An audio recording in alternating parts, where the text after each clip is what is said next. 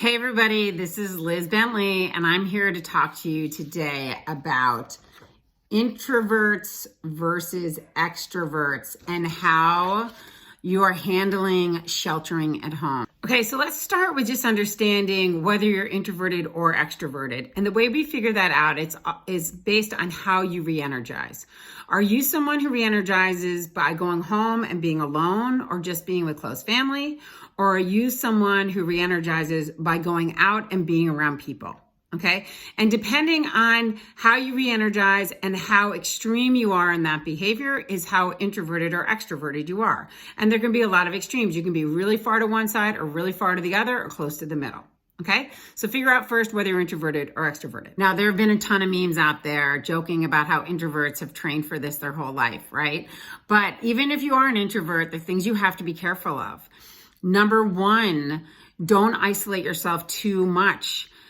The studies always show that practicing extroversion makes everybody happier. That does not mean extroverts are happier than introverts. It means that people who practice extroversion are happier than ones that don't. That gets boiled down to meaningful relationships. We all need them. So introverts, you need to make sure you're connecting with people you really care about pretty regularly so that you still feel good and you don't slump into a depression. Number two, pick up the phone. We know that you love doing all of your work virtually typing, but the reality is stuff gets lost in translation and you've got to pick up the phone.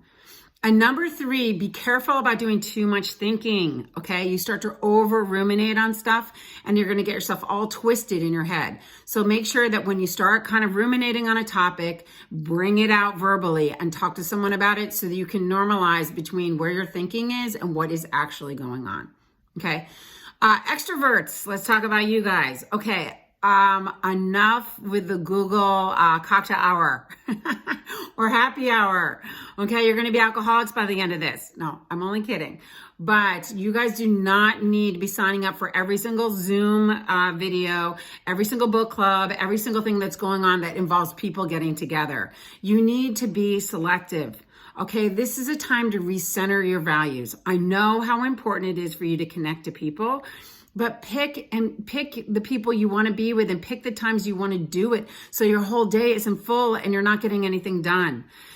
Go through your contacts and connect with those friends you haven't talked to in a long time. You know, really make it meaningful. But the other thing you need to do is connect to the people right in front of you.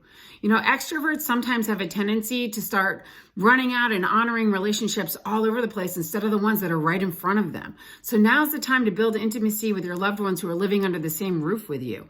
Not that you haven't before, but it's a really good time to re-energize all of that.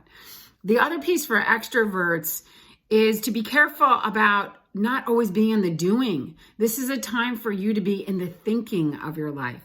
Okay, so slow down and allow for the pause. For everyone, introverted or extroverted, this is a time to reevaluate your values. This is a time to rethink how you spend your time and think about your needs. And for everyone, it's a really important time to build those meaningful relationships and spend your time in a meaningful way. Okay? So thanks everybody and hope everybody's doing great. Talk to you soon.